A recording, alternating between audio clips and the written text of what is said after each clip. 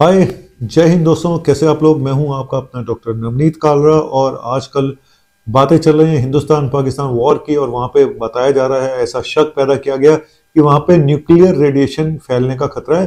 भारत ने कोई ऐसा अटैक कर दिया। ठीक है, आज मैं इसी बात पे बात करूंगा और आज आप शॉक्ड रह जाओगे। ये मेरी जो आज का टॉपिक है कि वो रेडिएशन तो एक साइड में हो गए, वो है नहीं है, लेकिन हम हर रोज कितना रेडिएशन ले रहे हैं, कितना आयनाइजिंग रेडिएशन हमारे अंदर जा रहा है जो खतरनाक है, वो क्यों जा रहा है, कैसे जा रहा है, और मेडिकल जो रेडिएशन है वो हम कितना ले रहे हैं।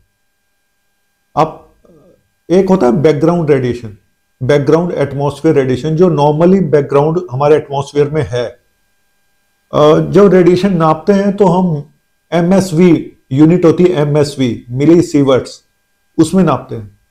जो एटमॉस्फेयर से रेडिएशन हमें मिलता है, क्योंकि कुछ गैसेस ऐसी होती हैं, कॉस्मिक रेज होती हैं, रेडोन गैस होती है ना। सन से आपको रेडिएशन मिलता है, नॉर्मल खाने पीने से भी रेडिएशन मिलता है। तो 3 MSV आपको हर साल रेडिएशन मिलता है जो हमारी बॉडी में जाता है हर साल।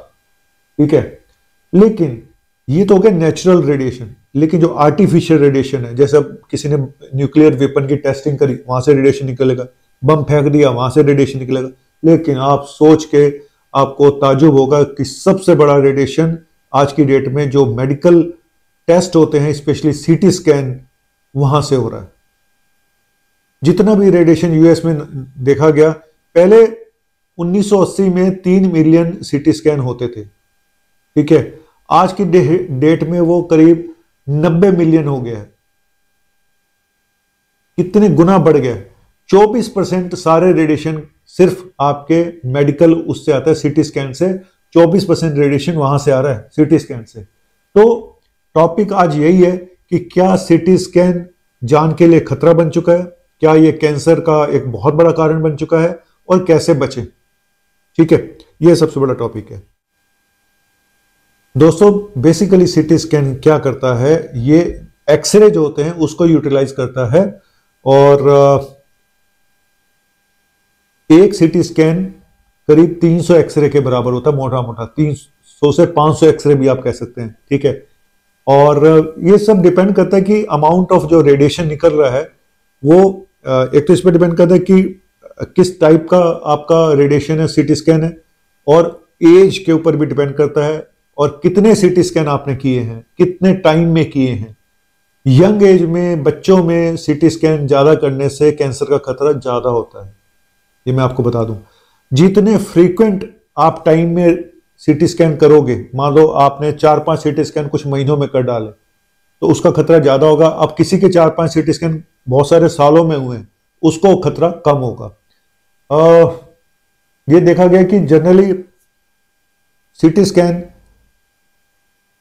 अलग अलग जगह का जैसे सीटी स्कैन है, तो अलग अलग रेडिएशन उसके ऊपर डिपेंड करता है। अगर आप चेस्ट का सीटी स्कैन कराते हैं, तो अगर लो डोज, एक होता है लो डोज चेस्ट, सीटी चेस्ट, तो वहां पे 1.5 मिली एसवी का रेडिएशन निकलता है। ठीक है, लेकिन अगर आप नॉर्मल एक सीटी स्कैन छाती का कराते तो उसमें 6 मिली एसवी का रेडिएशन निकलता है। पेट का सीटी स्कैन में करीब 7.5 या 8 MSV का रेडिएशन निकलता है पेट के सीटी स्कैन में। तो डिपेंड करता है कि आप कहाँ का सीटी स्कैन करा रहे हैं। और मैंने पहले भी एक वीडियो में बताया था कि आजकल आधुनिक जो सीटी स्कैन है वहां पे रेडिएशन थोड़ा कम होता है। कितने स्लाइस की मशीन है सीटी स्कैन की, ये पता कर लीजिएगा, क्योंकि उतना ही टाइम ज्यादा लगता है। अगर किसी के पास 16 स्लाइस की मशीन है, उसमें ज्यादा टाइम लगेगा। किसी के पास 128 स्लाइस की मशीन है, उसमें टाइम कम लगेगा।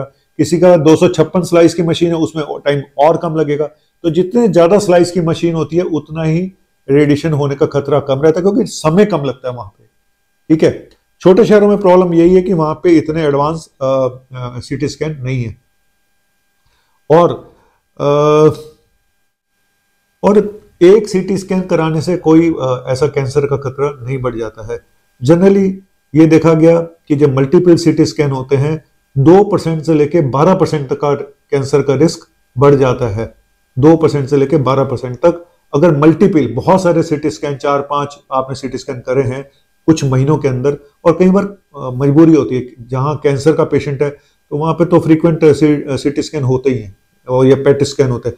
मैं पेट स्कैन के बारे में बता दूं आपको। पेट स्कैन जो होता है दो तरह का होता है, पेट सीटी और पेट स्कैन। पेट सीटी में बहुत ज्यादा रेडिएशन होता है 13.5 एमएसवी का, और खाली जो पेट स्कैन है उसमें 10 एमएसवी का रेडिएशन होता है। तो मैंने फिर बताया कि सब डिपेंड करता है कि डोज क्या है, कितने सीटी स्कैन हो रहे हैं और एज कितनी है। जितना यंग होगा बच्चा होगा उसमें उतने ही ज्यादा खतरा है आगे चल के कैंसर होने का, अगर मल्टीपल सीटी स्कैन होते हैं। एक सीटी स्कैन से कोई खतरा नहीं होता। आपको ये जान के हैरानी होगी कि हिरोशिमा में जो बम फटा था वहां पे उसके बाद एक्सपोजर हुआ तो 50 एमएसवी का एक्सपोजर बताया जा रहा है कि जो वहां लोग बचे उनके ऊपर जो एक्सपोजर हुआ रेडिएशन का 50 एमएसवी, मतलब वो 5 सीटी स्कैन के बराबर है। जो हिरोशिमा में बम फटा था 5 हमारे सीटी स्कैन अगर हो जाएं उसके बराबर का रेडिएशन है, आप सोच लीजिएगा। तो इसीलिए अननेसेसरी सीटी स्कैन नहीं कराने चाहिए। जरूरत हो तो, बहुत जरूरत हो तब कराएं। मैं आपको एक एग्जांपल देता हूं, ये भी एक तरह का वो बना हुआ है स्कैम। मैं कई बार पेशेंट को अल्ट्रासाउंड के लिए भेजता था तो जिसके पास सीटी स्कैन होता था वो क्या करता था, अल्ट्रासाउंड में लिख देता था कि मानो पथरी है जी इसका पेशाब की नली में, तो फिर वो लिखता था सीटी केयूबी कराओ। मतलब वो जानबूझ के भी लिख देते थे, क्यों हमें पता नहीं चल पा रहा जी कितना है क्या है, फर्दर स्टडी के लिए सीटी केयूबी कराओ। लेकिन एक हमारे यहाँ अल्ट्रासोनोलॉजिस्ट हैं जिनकी रिपोर्ट बहुत अच्छी है, हम उन्हीं के यहाँ भेजते हैं क्योंकि हमें पता है एक तो पहली चीज उनकी रिपोर्ट बहुत अच्छी है, दूसरा उनके यहाँ सीटी स्कैन लगा ही नहीं हुआ तो उनको लालच भी नहीं है। ठीक है, तो हमें 95% हमें जरूरत नहीं पड़ती है सीटी स्कैन केयूबी कराने की, किडनी यूरेटर ब्लैडर की स्टोन के मामले में, जहां पे किडनी का स्टोन है या यूरेटर में स्टोन है। नहीं तो कुछ लैब जहां पे सीटी स्कैन भी होता है वो ज्यादातर समय यही लिख देते हैं कि अल्ट्रासाउंड तो कराया, अल्ट्रासाउंड के बाद नीचे लिख देंगे एडवाइस सीटी केयूबी।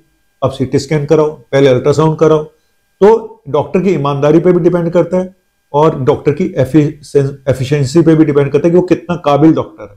ठीक है, बहुत सारे लोग, और ज्यादातर मैं बार बार बोलता हूं 50% से अल्ट्रासाउंड की रिपोर्ट फर्जी होती है।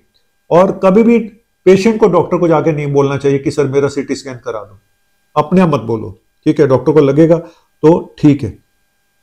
अब जो लोग ये भी पूछते हैं कि अल्ट्रासाउंड में क्या रेडिएशन होता है, बिल्कुल नहीं होता है। एमआरआई में रेडिएशन होता है, बिल्कुल नहीं होता है। तो ये दोनों सेफ है। और सीटी स्कैन कराने के बाद, अच्छा एक कंट्रास्ट सीटी स्कैन होता है जहां पे डाई दी जाती है ना, तो इससे पहले किडनी फंक्शन टेस्ट भी करा के देखने पड़ते हैं।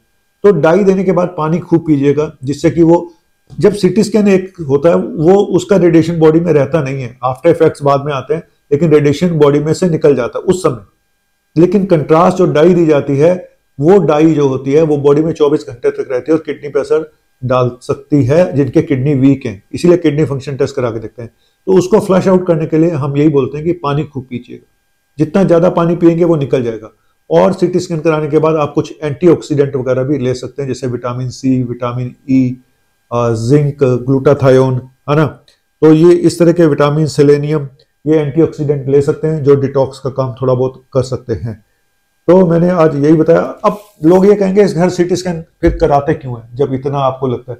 सर जैसे रिस्क बेनिफिट रेशियो, अब एक पेशेंट है, ठीक है, उसका चेस्ट एक्सरे कराया और एक्सरे में कुछ समझ में नहीं आ रहा, क्लियर नहीं है, पेशेंट बीमार है, हमें डाउट हो रहा है कि इसको ट्यूबरकुलोसिस है, एक्सरे कुछ खास शो नहीं कर रहा है, इवन नॉर्मल आ रहा है, लेकिन क्लिनिशियन को ये लग रहा है कि नहीं इसके चेस्ट में कुछ है लफड़ा, तो कराना पड़ेगा सीटी चेस्ट। और कई बार ऐसा निकल के आता है कि वहां कुछ नहीं निकला तो सीटी स्कैन में टीबी निकल आई, लिम्फ नोड निकल आए, कैंसर तक निकल आता है जहां पे एक्सरे में कुछ नहीं है। ठीक है, तो इसीलिए कई बार पेट के एब्डोमेन का सीटी कराना जरूरी पड़ जाता है, क्योंकि अपेंडिसाइटिस दे दिया डॉक्टर ने और वो कह रहा है अल्ट्रासाउंड में अपेंडिसाइटिस है।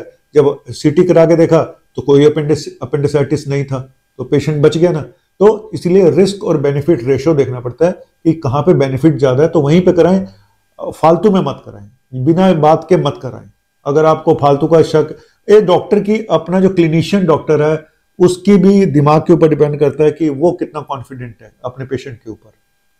और हमारे टाइम पे जब हम लखनऊ में पढ़ते थे तो हमें उस समय सीटी स्कैन इतने नहीं होते थे, वो कहते थे आप क्लिनिकल डायग्नोस करो पेशेंट को, बिना टेस्टों के डायग्नोस करो पेशेंट को। तो वो बहुत अच्छा होता है कि आप क्लिनिकली कितने स्ट्रांग हो, डॉक्टर आपका क्लिनिकली कितना स्ट्रांग है वो दिमाग कितना लगा रहा है वो ज्यादा जरूरी है। थैंक यू वेरी मच, शुक्रिया।